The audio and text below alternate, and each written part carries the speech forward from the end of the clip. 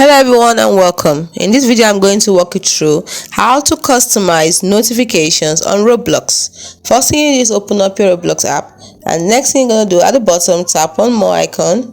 We want to customize our notifications, tap on settings.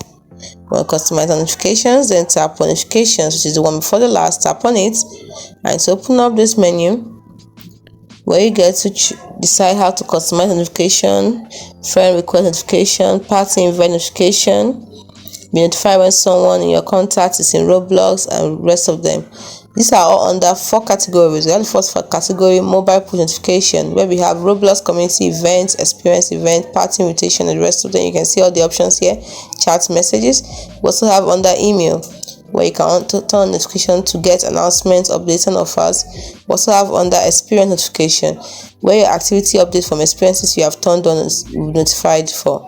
And we have also community notification, where activity updates from communities you have turned on notification for will appear. So now it's as simple as that. Just customize it the way you want. The one you want to turn on, leave it on. The one you want to turn off, simply turn it off. It's as simple as that. Hope you found this video helpful. If you did, like and subscribe to the channel for more. Thanks for watching.